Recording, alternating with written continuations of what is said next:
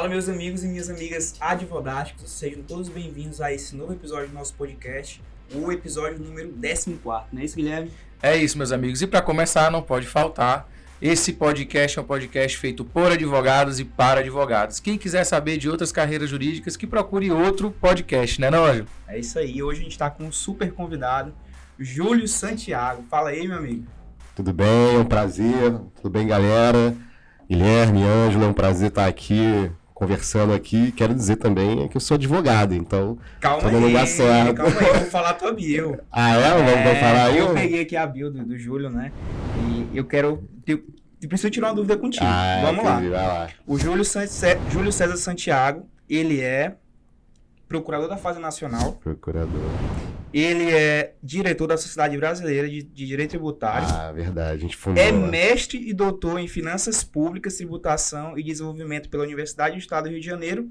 E eu sei que está finalizando o pós-doutorado. Eu quero saber, e agora, o que tu vai fazer? Porque ele zerou o game, Guilherme. Ele já zerou o game, ele já, sabe o céu é o limite? Ele chegou lá, e aí quais são os seus próximos passos aí, Júlio? Cara, eu vou surfar, vou treinar jiu-jitsu, vou voltar a treinar jiu-jitsu, surfar, de repente escrever uns livros aí, fazer podcast. Tá errado, Ângelo? Tá não. Tá não. E, Júlio, mas vamos lá, vamos falar um pouco do início, como foi durante a faculdade, e fala um pouco pra gente também como foi que tomou a decisão de ir pra uma carreira pública, né? Na verdade, eu tava até conversando aqui com o Guilherme nos bastidores, eu na minha faculdade de Direito, eu ia advogar. Em particular, privado, meu pai tinha um escritório de advocacia, então eu de vez em quando eu ia para o escritório do meu pai, então já estava acostumado ali ver meu pai advogando, né, ele tinha lá os clientes dele e tudo mais, mas na metade da faculdade ele faleceu, e aí eu não sabia o que fazer, e aí uma amiga minha me levou para estagiar na Defensoria Pública, e eu conheci lá uma outra amiga que já era formada, era oficial de Justiça Federal, que me levou para o mundo dos concursos, que até então eu não acreditava que eu pudesse passar. Então eu conheci pessoas desse meio e fui estudando para os concursos públicos. Na metade da faculdade eu passei para analista judiciário. Então, assim, na área privada eu advoguei 2 meses, porque era o tempo que eu tinha que esperar para poder tomar posse, e depois dali eu fui para a Procuradora da Fazenda Nacional, que também é advogado, né? Paga OAB. E Júlio, para você, essa experiência, você repetiu e já não é a primeira vez que você fala isso, você é advogado, você se considera advogado. De que forma você vê o exercício da tua função hoje, dentro da administração pública, e como é para você, dentro da tua atuação profissional, quais são as nuances que você entende que são parecidas com a da advocacia privada e quais as diferenças? Na advocacia pública a gente tem por exemplo, no meu caso, por exemplo, que sou vinculado à União Federal, eu tenho um cliente, né, se fosse fazer essa comparação, embora tenha todo um regimento estatutário de leis, eu tenho um cliente que é a União Federal, presto contas a este cliente, União Federal, tenho que defender este cliente com as melhores teses possíveis que vão favorecer esse cliente que é a União Federal, mas do outro lado eu também tenho que preservar o contribuinte, porque como eu sou procurador da Fazenda Nacional, eu tenho que agir da melhor forma que a Constituição manda e que a lei manda. Por exemplo, se tem um crédito prescrito, eu tenho a obrigação legal de dizer, está prescrito que o contribuinte não deve pagar aquele tributo que está prescrito. Então, tem um pouco da advocacia privada, mas tem um outro lado público, que é sempre preservar a Constituição Federal, porque a advocacia pública ela não é uma advocacia de governo.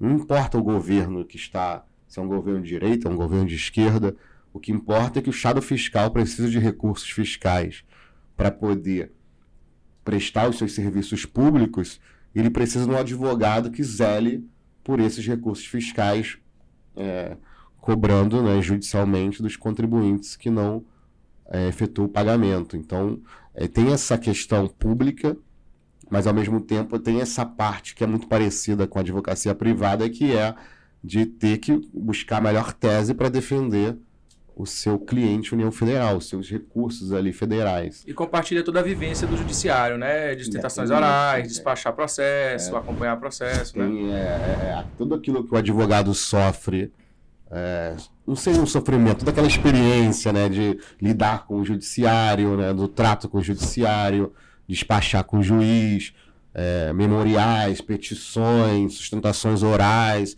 tudo que um advogado privado faz ali na prática forense, um advogado público também faz. Então ele tem que ir lá, despachar, às vezes tem que sair correndo para poder agravar de uma liminar que o contribuinte conseguiu, tem que correr lá, e da mesma forma que o advogado tributário às vezes tem que correr lá para apresentar um mandado de segurança porque de repente não concorda com uma autuação da Receita Federal, o Procuradoria também tem que ir lá às vezes correr porque de repente o contribuinte conseguiu algum benefício que não deveria ter, e isso causa sempre um prejuízo nos cofres públicos. Então, eu acho que a principal diferença entre um advogado público e privado, nesse sentido assim mais mercadológico, acho que está na captação. Eu não tenho captação de cliente, eu não tenho essa parte burocrática. O cliente é o Estado e... É o Estado e pronto, sim. Não tem prospecção, né? Que na advocacia privada tem muito isso, né? Tem esse instrumento, né? Não sei nem como dizer isso, mas essa ação do advogado de ter que prospectar, porque é o que dá recurso para o cliente, né? Para o cliente não, para o escritório. Sim. Né? O escritório que não faz prospecção, que não atrai o seu cliente por um serviço bom, ele não consegue manter o escritório, né? Júlio, uma curiosidade. Assim, a gente sabe que o direito tributário, normalmente, ele fica até de escanteio dentro da graduação, né?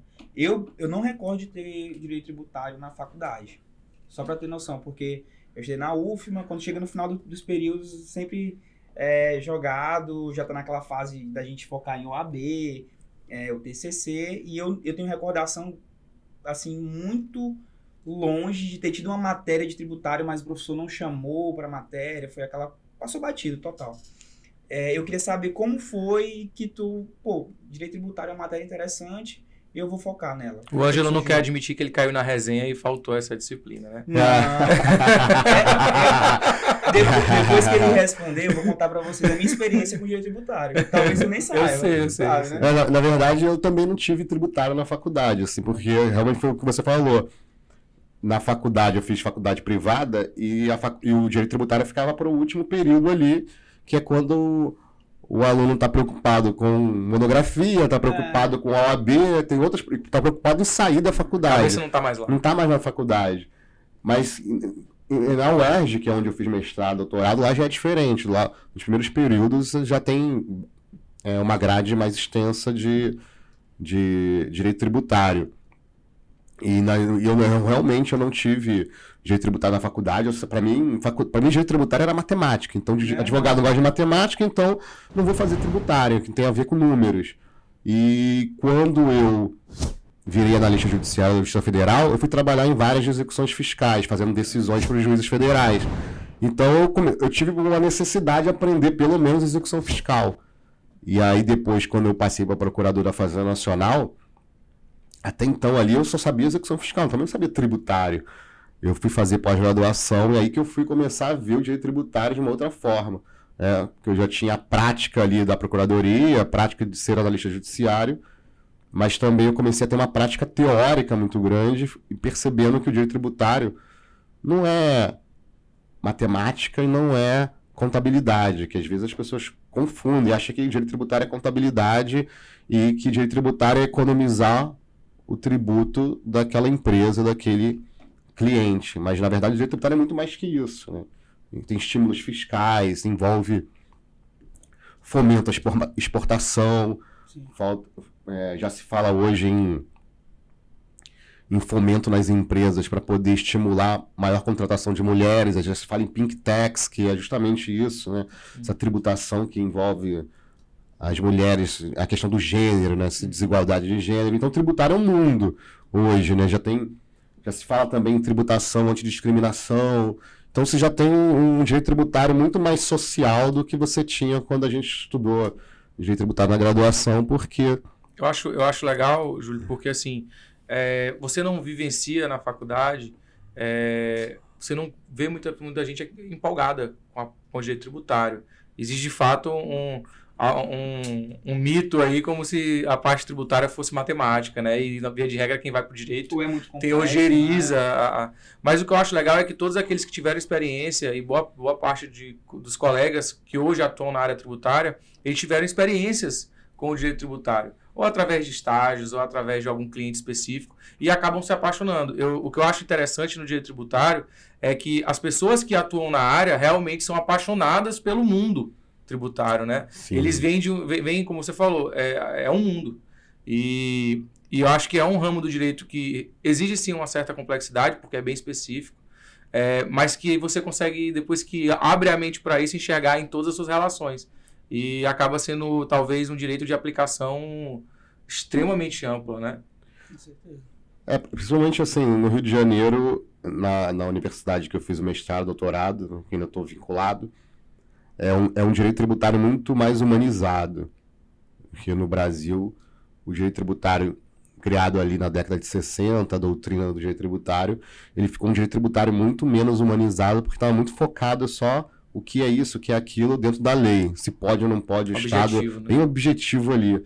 E na UERJ, a gente, quando criaram o mestrado da UERJ em 2011, eu fui dessa primeira turma de mestres da UERJ, já vinha uma orientação interna ali dos professores com uma escola do professor Ricardo Lobo Torres, que era um direito tributário de direitos humanos. Então, era um outro enfoque da minha vida ali, que eu vi um outro direito tributário. Eu estava acostumado com o direito tributário mais do ou não sim ou não, 1 mais 1, 2, pode ou não pode, para um direito tributário que abre a mente para um mundo ali de oportunidades. Então, assim, para quem está na área pública, tem esse viés. Eu sei que na área privada tem essa questão do direito tributário envolver muito dinheiro. Então, tem os advogados tributaristas que são famosos, que ganham muito dinheiro. Mas também tem, eu tenho visto até uns amigos prestando atividades voluntárias na advocacia tributária para pessoas com menor recurso. Até vi recentemente uma amiga que fez doutorado comigo, também estava fazendo isso. Então, assim, já tem um outro viés do tributarista também, de poder prestar um serviço à sociedade que não seja tão focado em mercado e Sim. nessa troca, né, de financeira muito alta. Mas é uma área que está crescendo. Desde que eu comecei a estudar, já se falava ali que é uma área que ainda vai crescer muito. Eu lembro de uma revista que, acho que foi a Veja, não lembro qual era, que eu fui ler as 10 carreiras do direito que são as mais promissoras. Aí estava lá, em primeiro lugar, o direito tributário. Falava de direito penal também, por conta dos crimes que estavam ocorrendo na época, principalmente de crimes financeiros, esses crimes de colarinho branco,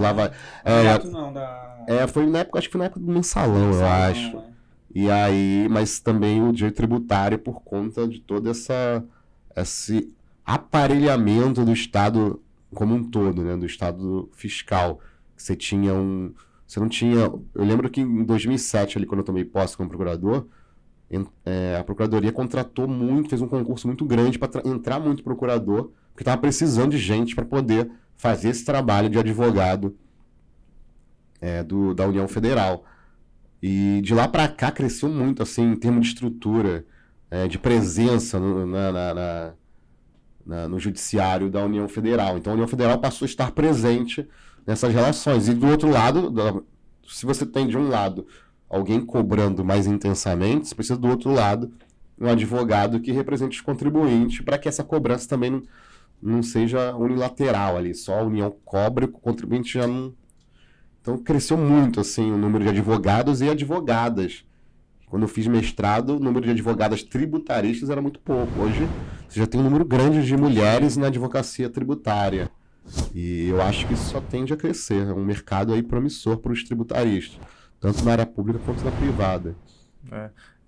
E eu acho interessante, não só do ponto de vista, como tu falaste, da técnica que foi evoluindo e hoje Você pode ver o direito tributário, inclusive no viés de política pública, né, que eu acho que é mais ou menos isso que tu estás trazendo, mas também a evolução do direito empresarial, a evolução do direito civil envolve mais a parte tributária. Para mim, eu falei isso quando apresentei você nos eventos da escola, que eu não entendo absolutamente nada de direito tributário, né? E eu trabalho muito com blindagem patrimonial, criação de holding familiar. E hoje, se eu quero fazer isso, eu preciso ter um advogado tributarista do meu lado para me orientar, porque às vezes é mais benéfico do ponto de vista tributário você criar a empresa gestora patrimonial como uma limitada ou como uma SA, e aí você compara a parte fiscal. É importante a gente ver como o direito tributário ele se tornou um direito acessório a boa parte das relações jurídicas corporativas hoje em dia, né? Isso é muito interessante e amplia o mercado. Amplia de um jeito assim exponencial. Você não vê só o direito tributário, aquele advogado tributarista crescendo porque tem mais ações. Não. Você vê hoje a advocacia tributária crescendo porque ela acabou se tornando um direito acessório a boa parte das relações corporativas. Então, você discute um contrato de prestação de serviço, você discute qual é o imposto sobre aquele contrato. Isso se faz há décadas. Mas hoje quando vai organizar seu patrimônio, que eu acho que é a fase do direito que a gente está vivendo hoje do ponto de vista empresarial, que é a organização e controle patrimonial, você tem o advogado societário de um lado e você tem o advogado tributário do outro para trabalhar conjuntamente. Então, isso é muito interessante. Conta pra gente, então, qual foi a tua experiência aí, Ângelo, com o direito tributário. Tá. Não, eu fiquei até curioso, porque tu falou que viu a listinha, né, das 10 áreas mais promissoras do direito, né, daquela época. E eu também cheguei naquela reta final da faculdade, o cara começa a se preocupar com o futuro, né? O que eu vou fazer depois que eu me formar e tal, qual área que eu vou seguir. E aí, nessa dúvida, eu fiz ali um balanço da minha faculdade até então, que assim, eu fiz várias coisas, participei de grupo de pesquisa, era um aluno aplicado, né? Mas assim, a minha faculdade, em resumo, eu classifico ela como um medíocre. Assim, foi sempre na média, tirava notas boas e tudo. E chegou no final, eu pensei, não, cara, eu fiz tudo na média até aqui, vou tentar me desafiar. Talvez seja o único momento ali da faculdade que eu possa fazer algo que me dê um certo orgulho. Aí chegou a prova da OAB, e na primeira fase, quando você vai se inscrever, você já tem que escolher em qual área você quer fazer a segunda, né? Fase. Eu não sabia nada de tributário. Só que eu vi a notícia e falei, cara, dessas aqui eu vou escolher tributário. E aí eu fui para a prova da OAB, sem saber nada de tributário, né? Passei na primeira fase, fiz uma nota altíssima e tal, com estratégia, e fui para a segunda, aí sim eu fui estudar. Encontrei um professor muito bom, né? Que foi o Pedro Barreto, né? Carioca, o PB, e estudei com ele, me apliquei, pô, foi uma segunda fase bem tranquila. Na hora que eu li eu sabia que a peça era embargo de execução, então foi bem tranquilo. E aí eu continuando nessa linha de querer algo desafiador, quando eu fui escolher o TCC, eu acompanhando aquele movimento, já se falava das criptomoedas, fintechs e tal, e aí fiz uma análise, escolhi falar sobre a tributação das criptomoedas. E aí foi um dos trabalhos bem legais assim, que eu fiz. Até hoje eu recebo muitas mensagens de pessoas que vão estudar o tema e acabam encontrando no Google a monografia. E assim, então, eu escolhi o tributário para me desafiar, e depois, quando eu fui começar a atuar também, surgiu uma oportunidade de eu me tornar diretor de tributos de um município. Então, as coisas foram acontecendo, né? E por causa dessa ideia de querer fazer algo diferente, e aí foi quando o direito tributário entrou, assim, na minha vida. Foi corajoso, né, cara? Eu fui pro tributário por necessidade, né? Eu tava enfiado ali na Justiça Federal, tinha que aprender aquilo, né, na Procuradoria, mas realmente, assim, essa do desafio... Tem uma coisa que aí, eu vou até perguntar pra ti isso, Ângelo. Eu vejo um diálogo muito bom quando a gente vai entrevistar alguns advogados que a gente entrevista em todos os casos da escola, entre tributário e direito e inovação. Eu não sei se você lembra dos nossos estudos de caso, a gente ouviu muito dos advogados, donos dos escritórios, que eles falaram que atuavam com direito tributário antes de desenvolver os escritórios que atuam muito com inovação. Você acha que tem algum vínculo, talvez a necessidade de você sair um pouco da casinha, sair do que é normal, do que é comum, Porque eu vi esse diálogo e achei uma coincidência muito grande. Eu acho que o direito tributário ele tem algumas questões que estão em voga, né, na sociedade. Eu dou exemplo como da criptomoeda, porque o Bitcoin caiu, né, de novo, quem está acompanhando sabe, só que já mais de 10 anos que tem um valor bem interessante, né, e assim, é um ativo muito importante hoje no mercado financeiro a nível mundial.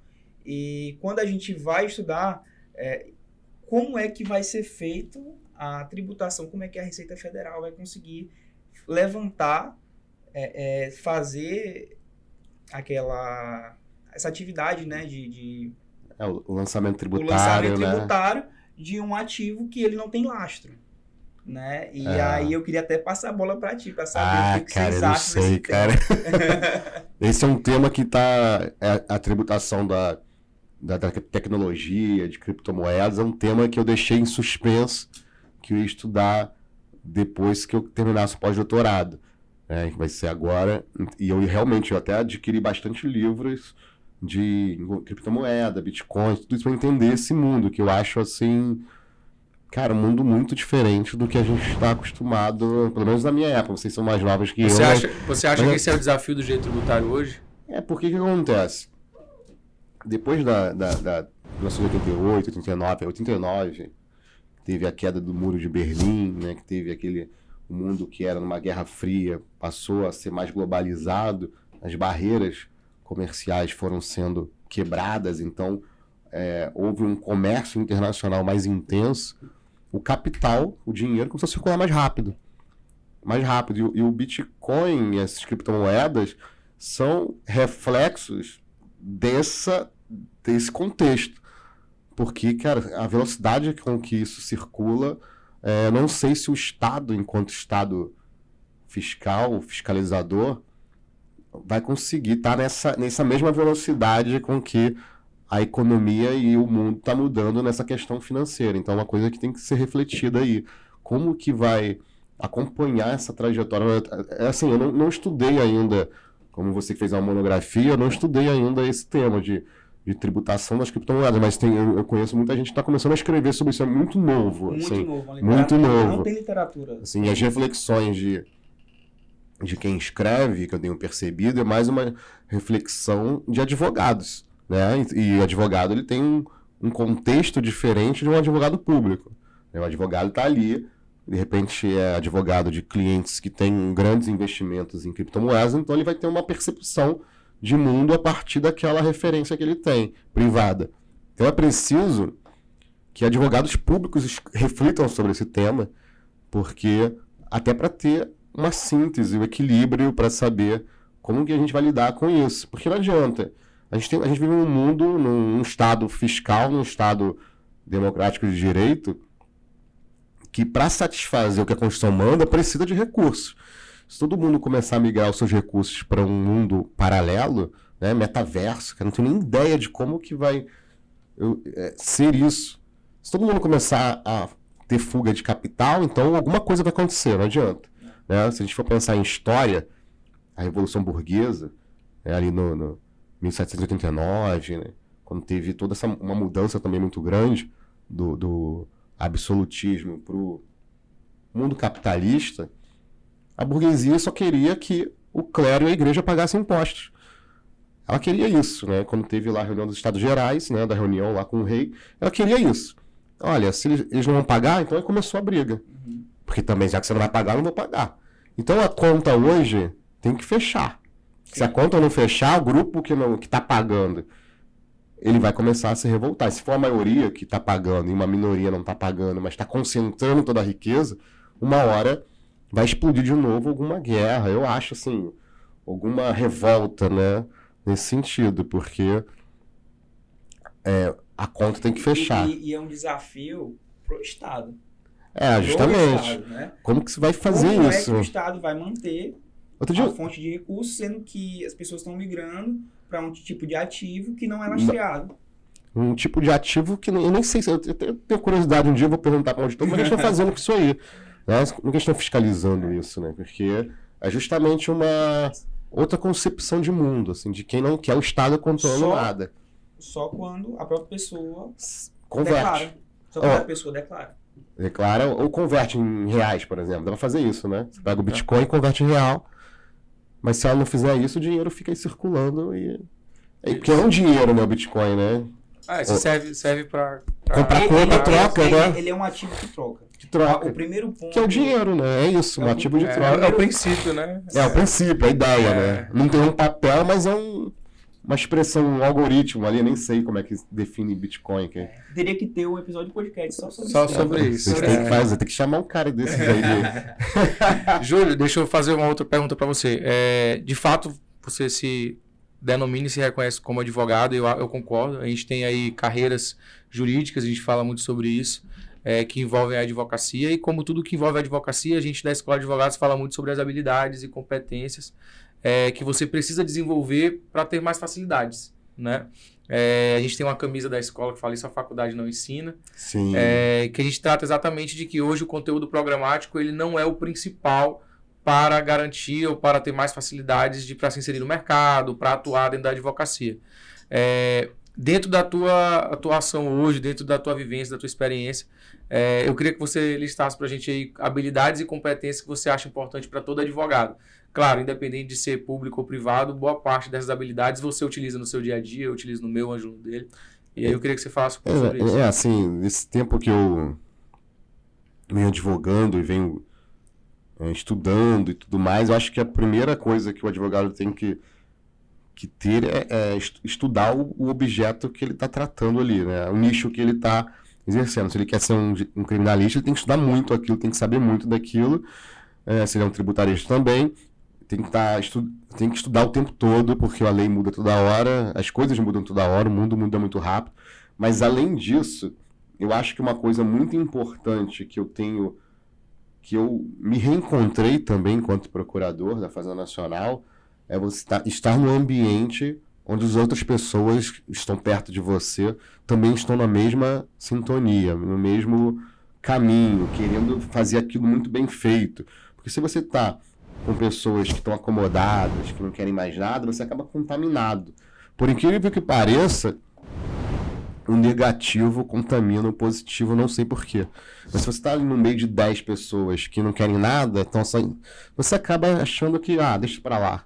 Eu já vivi isso na minha carreira e hoje eu não vivo isso, na verdade. Eu estou sempre cercado de pessoas que são extremamente excelentes no que fazem, não só professores, como profissionais do mundo prático, né, do fazer, vocês mesmos aqui, eu entrei aqui na Escola de Advogados, eu vi que vocês trabalham o tempo todo, vocês estão toda hora conversando sobre isso, falando sobre isso, né, pesquisando, né, no mundo de vocês aqui, de como fazer uma escola de advogados, como fazer um podcast, aí, à noite depois a gente ainda vai ter, né, outro evento, né, então, assim, você tem que estar cercado de pessoas que estejam na mesma sintonia. Isso seria o que o mercado chama de o seu ciclo de relacionamento, né? O seu networking ali, as pessoas que você... Não é uma questão de interesses, mas é que você tem que estar... Se você não está inserido no ambiente, e aí em termos até biológicos, né, sociológico, o ambiente influencia quem você é. Não é um individualismo, é o coletivo, né? Você é influenciado por aquilo que você pensa de si mesmo, mas também pelo que o outro pensa de você. A gente pode parecer que não, mas essa é a verdade. Cara, é só você... Cara, para e vê Big Brother. Você vai ver que toda hora as pessoas estão preocupadas com o que o outro está pensando. Então ela vai toda hora lá pedir desculpas. Desculpa por aquilo que eu falei, não sei o quê. Então, assim, aquela ideia de Robinson Crusoe isolado na ilha de Náufrago, até ele não quis ficar na ilha, ele quis voltar. Então não existe essa ilha onde eu sou o supremo, eu sou o individual, eu sou o fodorástico, aqui, para tu ver, aqui é no plural, por quê? Não é um só, são vários, né? Olha lá, adivodásticos, não é adivodástico. Então, assim, você tem que estar... Eu acho que uma habilidade é uma habilidade do relacionamento social, você conseguir perceber que você é um no meio de muitos. Então você tem que saber se relacionar. Eu queria muito indicar para os nossos ouvintes aí desse momento que voltem um pouco do podcast e ouçam tudo isso que você falou de novo. Porque isso tudo que você trouxe tem várias conexões com muito do que é a ideologia que a escola traz e muito do que é as principais, a gente não gosta de usar muito essa palavra, né? Viradas de chave da advocacia. Tem muitos pontos importantes que você falou que eu gostaria só de linkar para você ver o que a gente já fala aqui que bate muito. Eu acho que a gente tem acertado cirurgicamente nos convidados do podcast. O advogado ele é resultado de um meio. Então, a gente fala muito, cara, a gente ouve dos advogados, a gente ouviu de vários advogados na primeira mentoria que a gente fez. Eu tenho dificuldade de me inserir no mercado. E aí eu fiz algumas perguntas. E você vem cá, tudo bem, mas você quer advogar em que área? Eu quero advogar na área empresarial. Beleza, com quantos empresários você convive? Você está inserido no meio em que você quer se firmar? Não estou. Então você está fazendo isso errado, mano. Entendeu? Outro ponto muito legal que você trouxe. Você precisa estar disposto. Se você se acomoda ou convive com um meio acomodado, é natural que você também caminhe devagar, caminhe lentamente. E eu repito muito, não só com advogados que a gente recebe na escola de advogados, mas com advogados que eu recebo no meu escritório, com advogados que já trabalharam em meu escritório, que já foram associados ou contratados, que às vezes a pessoa, cara, mas é muito difícil. É muito difícil ganhar dinheiro na advocacia, é muito difícil você ter sucesso na advocacia. E eu sempre falo, a grande diferencial é que você precisa estar disposto. Você precisa estar disposto. E o que eu vejo no mercado hoje é que boa parte dos nossos colegas não estão dispostos a fazer aquilo que é necessário para conseguir atingir um resultado de sucesso. Então, como toda carreira, você tem um momento em que você primeiro está disposto a conquistar, para depois, talvez, você ter uma qualidade de vida melhor, você ter um resultado melhor, você ter um pouco mais de sucesso. E isso vai desde o que você tem como pessoa, a necessidade de você se envolver com outras pessoas. E aí tinha uma regrinha que quando o Ângelo me conheceu, eu falava, você não vai ganhar dinheiro sozinho, você não vai ganhar dinheiro sem gastar, e você precisa falar sobre advocacia.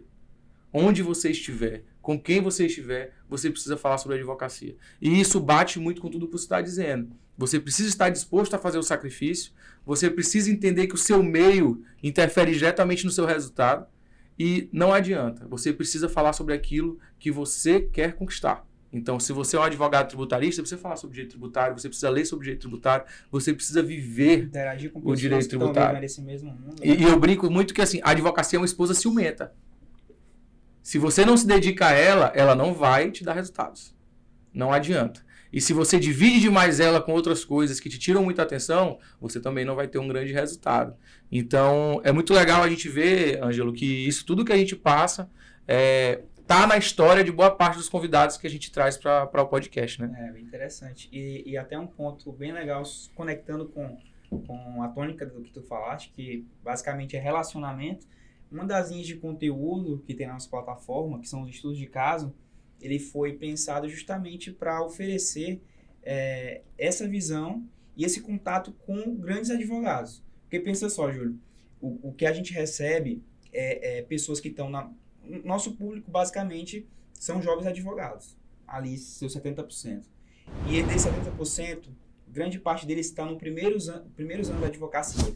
A maioria deles no primeiro ano, que é aquele momento em que o cara ainda não tem cliente, ele não sabe em que área ele vai atuar, ele não tem segurança para fazer nada, nenhum despacho com o juiz, nenhuma petição. Ele pede para um amigo revisar a petição que ele fez, porque ele não tem coragem de protocolar ele mesmo.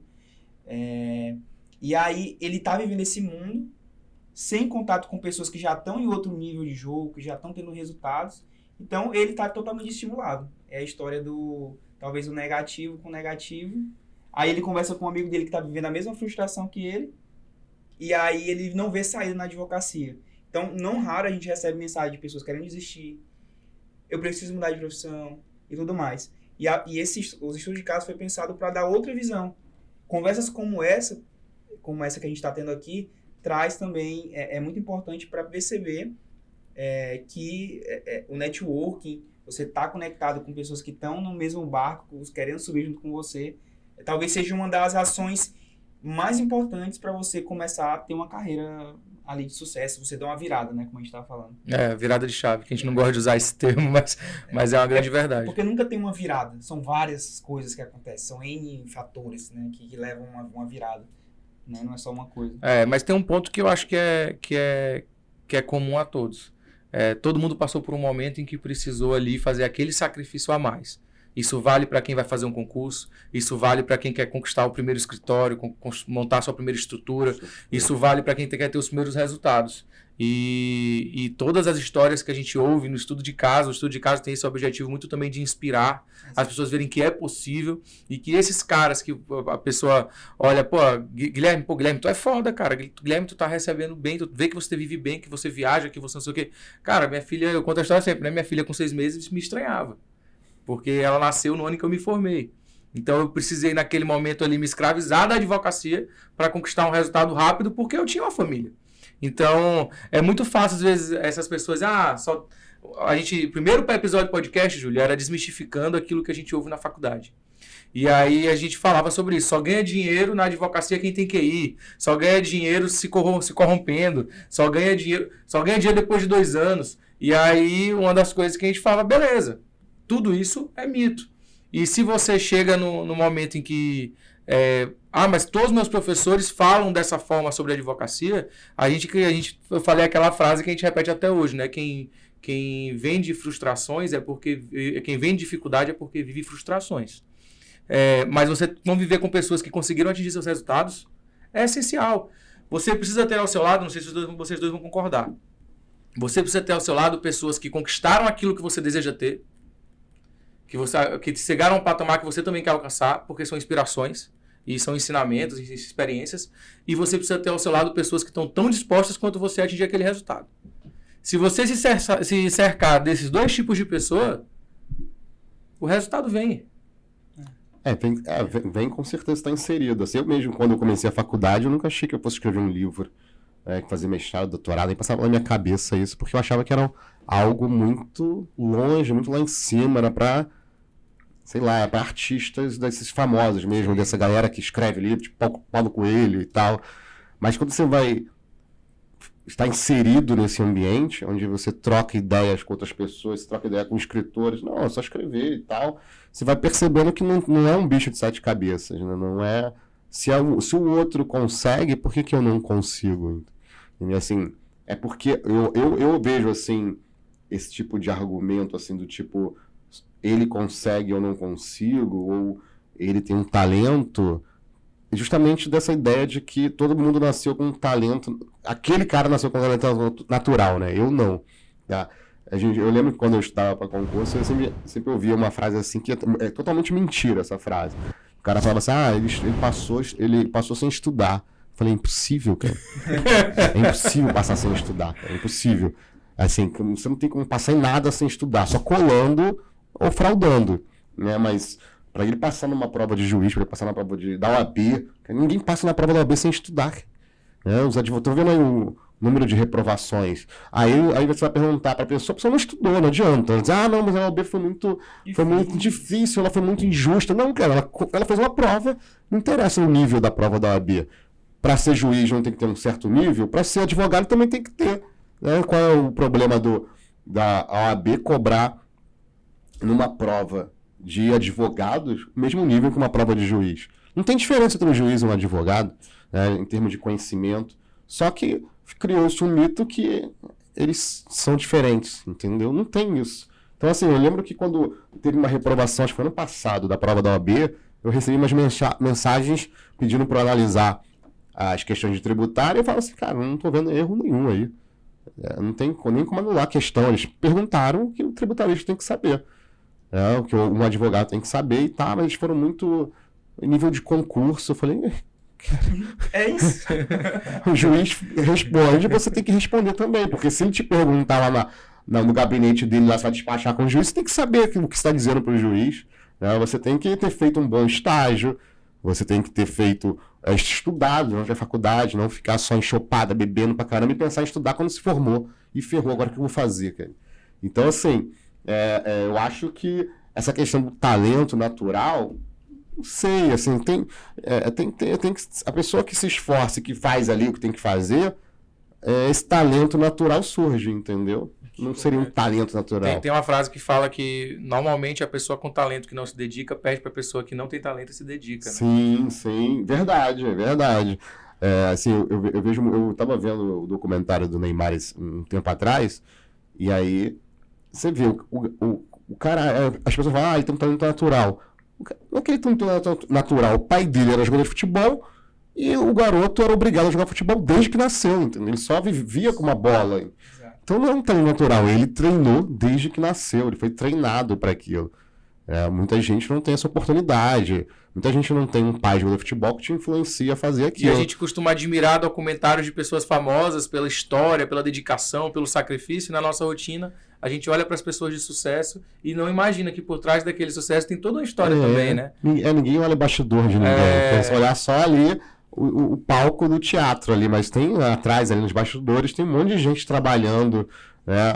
Um monte de gente te ensinando, professores, livros que você adquire. Eu lembro que quando eu estava estudando para concurso, eu tinha um cara na minha turma que ele era militar. E aí ele perguntou para mim assim, onde você está indo? Eu estava indo no banco. Eu era analista judiciário, tinha acabado de tomar posse. Aí ele falou assim, mas você está indo no banco fazer o quê? Eu lembro exatamente disso até hoje. Ele falou assim, eu falei para ele assim, eu estou indo fazer uma previdência. Ele falou assim, eu tinha 23 anos, né? Aí ele falou assim, por que tu vai fazer previdência, cara? Vai comprar livro. Aí daquilo veio na minha cabeça, cara. Eu tirei meu dinheiro do banco da previdência e comprei muito livro. E hoje eu sou, assim, um aficionado em comprar livro. Eu compro livro toda hora. E eu fui perceber que os livros me trouxeram o conhecimento que eu tenho hoje, porque eu li muito. Então, assim, às vezes você tem que tomar decisões já muito novo, né, para poder colhê-la no futuro, né? Seja a decisão que você tomar, porque quanto mais novo você tomar certas decisões, é melhor, porque você vai ter mais tempo de errar e aprender, até acertar, né? Naquele momento, de repente, uma previdência para mim, eu era solteiro, sem filho, era melhor ter os livros para poder estudar, né, do que deixar o dinheiro parado lá rendendo, o dinheiro que era exatamente o dinheiro para comprar os livros. Então, naquele momento ali, aquela orientação daquele amigo, que era bem mais velho que eu, né? Eu tinha 23, na época ele devia ter uns 40. Ele falou, não, cara, compra livro, cara. Lá na frente, quando tu passar, tu faz previdência. Exato. E, cara, fazia todo sentido, né? Dizem que o melhor investimento quando você não tem nada é investir em você. Então, na verdade, eu fiz isso sem perceber, né? Exato. Eu tava comprando um livro pra caramba, assim, pra poder passar no concurso. Na época que era que eu... E hoje você tem previdência? Só pra deduzir no imposto de renda, né? Tem um parceiro nosso que oferece aí, alô, Mas isso tudo, essa troca de experiências é interessantíssimo. Eu acho que é um dos principais pontos do podcast. Eu queria perguntar pra ti como é que é a experiência da academia, de fazer um mestrado, um doutorado, depois um pós-doutorado. Se é aquela coisa que a gente estuda que é pesada as leituras, o que isso impacta na carreira. Eu queria que tu contasse um pouco pra gente. Assim, na verdade, fazer um mestrado, um doutorado em universidades assim boas, né, reconhecidas, é bem pesado, é bem puxado, é uma rotina de estudo muito grande e o impacto na carreira é o conhecimento que se adquire em termos de algo além do que vai além, né? Eu lembro quando eu entrei no mestrado, para mim, a fonte principal era a lei, né? A lei dizia o que era. Mas quando eu entrei no mestrado, você começa a perceber que você pode fazer a lei, né? Você pode criticar a lei de uma forma que ela se modifique, né? Lógico, com toda a ação de bastidor, de pressão de judiciário, pressão de políticos, né? Para mudar a lei. Então você tem um ganho intelectual. Assim, lógico, a academia tem os problemas dela de vaidade, de burocracia e tal, mas tirando isso, mas pensando não em termos acadêmicos, mas no conhecimento que se adquire, eu acho importante, muito importante, não só pegar o título, eu acho importante a pessoa estudar, mesmo que ela não queira um título. Por exemplo, quer estudar filosofia. Hoje você tem muita informação na internet, então se você quer estudar filosofia, pega os melhores livros de filosofia e vai estudar filosofia. Se quer estudar direito tributário, pega os melhores livros de direito tributário e vai estudar direito tributário. Se você não quiser ter aquela pressão da academia de ter que escrever artigos, escrever não sei o quê, para ganhar um título, que o título muitas vezes é importante para certos cenários, mas para outros não é importante. Eu não acho que título seja importante, assim, tão importante para a prospecção de cliente. Eu não acho que o cliente vai... Lógico, se o cara é um autor muito renomado e tal... Mas não é a regra do mundo da quantidade de advogados que a gente tem no mercado todo ano, né? Então, eu acho que outros talentos são necessários do que um título, do que um papel ali dizendo que você é mestre, doutor e tal. Mas, lógico, o conhecimento que você adquire, ainda mais no mundo de hoje, de Instagram, né, de Facebook, de rede social, onde parece que o conhecimento curto e superficial apostilado é mais importante do que o próprio conhecimento mais aprofundado. Eu acho que isso, uma hora, não vai virar uma pirâmide acadêmica, né? Isso não vai se sustentar por muito tempo. O cara que vai lá para a internet vende um conhecimento superficial apostilado para depois tentar vender um método. Até acabei falando isso naquela palestra que eu dei no curso de execução fiscal que eu dei aqui com vocês também, orientando alguns alunos que queriam fazer concurso, para eles esquecerem esses métodos aí, desses milagrosos que estão dizendo aí que o cara passa na OAB e depois fala, tem um método para você passar mais rápido na OAB. Não tem, cara. Na verdade não existe método, é sentar e estudar. É porque a gente vive num momento das redes sociais, das coisas muito rápidas. Muita gente ganha dinheiro muito rápido, cara. Exato. As pessoas estão simplificando o sucesso. Né? E estão se iludindo, cara. A gente tem dentro de todas as áreas aí as pessoas que vendem grandes resultados, dizem, não, você segue esse método aqui, você vai faturar tanto por mês, e isso é extremamente escalável, mas isso é mais um resultado, uma consequência de um momento talvez de crise financeira e principalmente de ensino jurídico, aqui trazendo para mais próximo de nós, em que, de fato, a faculdade não só ensina o que você precisa saber, como não te diz onde buscar. Então, você tem aí milhares e milhares de advogados sendo jogados aí, mas só passa 18%, 17%. Mas 18%, 17% de quanto? Né? E aí você joga advogado pra caramba no mercado aí, e a faculdade não só não ensinou o suficiente por não ter direcionamento, mas também não mostrou o caminho. Então, não serviu para nenhuma de suas funções quando a gente pensa em qual é o objetivo da faculdade, da universidade. E aí essas pessoas acabam caindo nesses funis de vendas aí de um resultado embalado numa caixa de presente e pagam caríssimo por isso, né? Pagam caríssimo para terem o segredo, né? O segredo do sucesso, os 4 passos para chegar. Eu te ensino aqui, outro dia eu vi alguém falando de como é que é? Calendário verticalizado para passar na OAB. Eu falei, cara, que é isso, cara? Pega ali, estuda. Eu acho que o problema não o mercado dos infoprodutos, digamos assim. Sim. O problema é na simplificação. Na simplificação demais, assim. Demais. A gente vê quais os vídeos que fazem sucesso no Instagram, que viralizam. São aqueles que tem ali 30 segundos. É uma informação picotada. Sim. E você não busca além daquilo. Então esse é o problema. O problema é na simplificação. Eu acho que é o maior. Eu acho que, de repente, quem está assistindo tem que perceber que aquilo ali é só um trecho de algo muito maior que você tem que buscar. Né? Buscar os livros, buscar os professores, buscar as escolas que estão oferecendo cursos mais completos. Né? Não pode ficar só naqueles 30 segundos. Né? E achar que você vai aprender advocacia naqueles 30 segundos. Não tem como, cara. Fala aí. Júlio, a gente perguntar, que a gente está chegando, caminhando pro final, estourando aí, né? Cara, conta pra gente um pouco assim do Júlio, além da carreira, o que tu gosta de fazer, falou que é jiu-jiteiro. Cara, assim, eu tava até... Antes de começar o pós-doutorado, eu tava...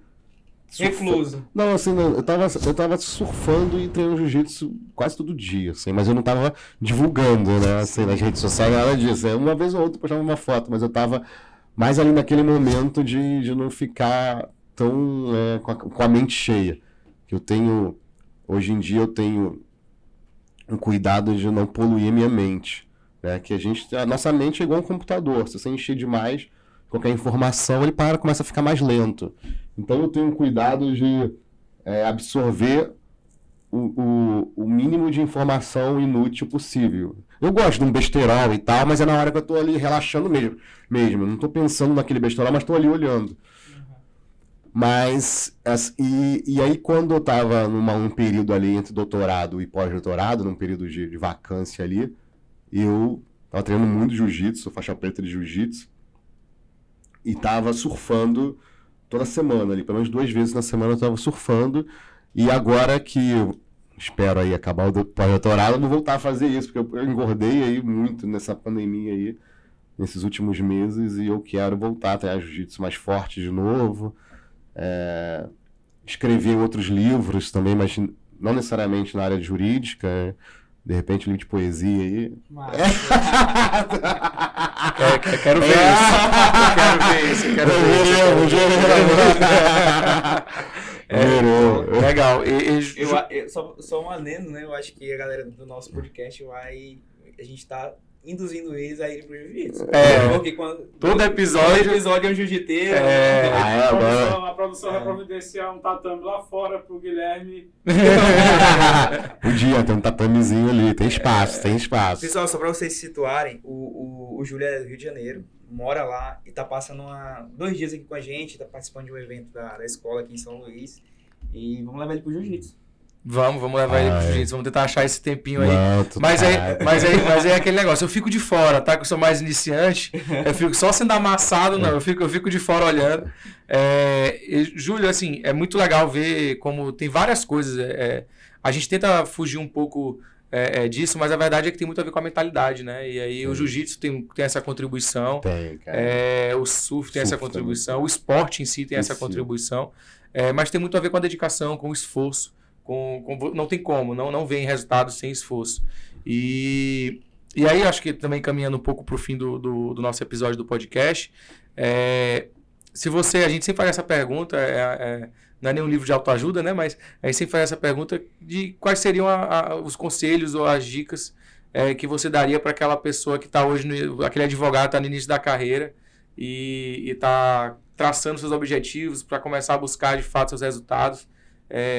O que você teria dito para o Júlio de 2007, né, 2006, ali, quando você estava tentando achar o teu caminho aí?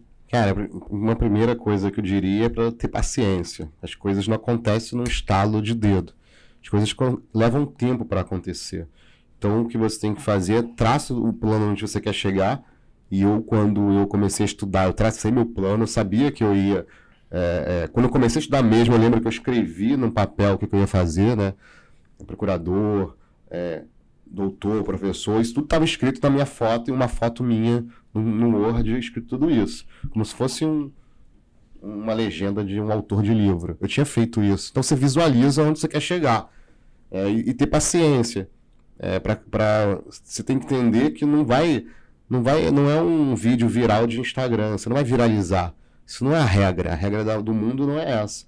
A regra do mundo é você ter um processo de aprendizado com o tempo, ganhando experiência, errando, acertando, tentando acertar mais do que errar, aprendendo com os erros e sempre caminhando, porque quem fica parado não chega a lugar nenhum, então você tem que estar sempre caminhando. Pode até viralizar, mas não é no primeiro vídeo, talvez no 100º vídeo, no 47º episódio do podcast, talvez. Esses dias aqui o Júlio contou uma história muito legal dele gravando um Reels e que a namorada dele disse, pô, esse tempo todinho você passou aí gravando por causa do Reels de... Eu tava mostrando pra ela como é que eu gravava um Reels e aí a gente ficou... Fica aqui pra tu ver como é que é. Cara, eu levei 1 hora pra gravar um Reels de 30 segundos. Até que a gente agora da abertura, né? Quanto tempo a gente levou pra fazer a abertura aqui do programa. Então não a pessoa vê 30 segundos, mas ela não vê a vida que tá nos bastidores e quanto tempo leva para aquela vida acontecer. Eu acho então tem que ter paciência. É o que a gente tira disso, né? Respeita teu processo, porque tem um processo. Tem um processo. Não é só o resultado. Verdade. E o legal é que a gente pediu pro Júlio escolher o personagem dele, né? E ele escolheu o Batman. Por que, Júlio? Na verdade o Batman, ele até tava falando dos bastidores, né? O Batman, desses personagens todos aqui que vocês me apresentaram, talvez o Superman e o Batman são os únicos da minha geração aí que eu lembro que de adolescente. Mas o Batman eu escolhi justamente por ele não ter superpoderes como o Superman. Na verdade, o Batman é um ser humano que usa instrumentos para fazer o bem de madrugada, e isso me remete a toda a minha história que eu trabalhava de dia e só podia estudar de madrugada, e o meu instrumento eram justamente os livros, né? Era por meio dos livros que eu tento fazer tudo que eu faço hoje, tentar fazer aí o melhor possível para deixar uma um legado aí para o mundo, né? Ainda que não seja o nosso legado, né? Oh, legal demais. Ângelo, vamos caminhar para o encerramento desse episódio aí? Vamos lá.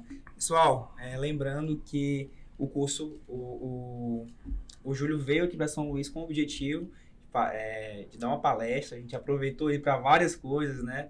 E para gravar o podcast. E aqui com a gente ele gravou também um curso de execução fiscal na prática, né? Esse curso vai estar disponível na plataforma. E apresenta nossa plataforma pro pessoal que ainda não conhece. Gente, momento merchan. Aí nessa hora bate o Scooby do Big Brother. Pessoal, quem não conhece ainda, @Escola de Advogados, olha o nosso Instagram, @guilhermenunes.adv, @AngeloParrião. A gente compartilha o conteúdo da Escola de Advogados e fala de advocacia de um jeito totalmente diferente do que você está acostumado. E a gente tem uma plataforma que disponibiliza conteúdo jurídico através de uma assinatura. Lá vocês vão ver prospecção de clientes, lá vocês vão ver como precificar honorários, lá vocês vão ver aulas mais técnicas de processo civil, como tutelas provisórias.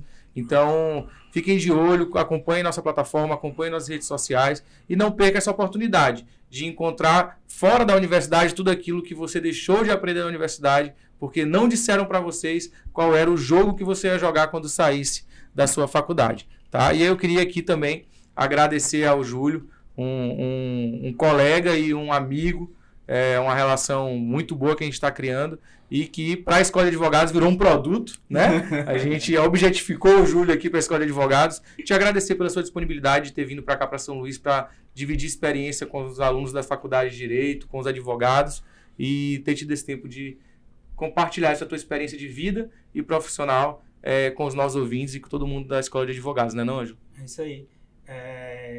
Queria fazer uma última pergunta. Pode ser? Sem pressa. Eu sei que tu gosta de literatura, eu sei que a gente falou de poesia e tal. Se tu pudesse colocar uma frase no outdoor que todo mundo pudesse ver. Ou então, não uma frase, mas um livro, algo que é marcante pra ti, que tu queria deixar aí. Cara, tem uma frase uma frase que é assim, do Banquete de Platão, que eu gosto muito. Desde que eu li o Banquete, eu fiquei fascinado nessa frase, que é: a visão do pensamento começa a enxergar com agudeza quando a dos olhos tendem a perder a sua força. O que significa que você tem que enxergar o mundo com o pensamento, não só com o que você vê. Então não é só o sensível, os olhos é que vão dizer a você o que é a realidade, mas sim com a reflexão, com o pensamento, com aquele momento em que você muitas vezes está sozinho ali pensando nas coisas do mundo. É isso. E se você decorar isso e usar no seu carnaval, meu amigo... Minha namorada, já falo isso pra ela, pra minha namorada. Anotem as dicas do Júlio. Siga-me para mais dicas. Mais dicas. Ele não é um mendigo, né? Júlio, obrigado, pessoal, é isso. Muito obrigado por mais esse episódio. Obrigado, Ângelo. É muito bom dividir com você aqui esse nosso projeto. Host, né? E, Júlio, mais uma vez, muito obrigado. Pessoal, é isso. Até a próxima. Até a próxima.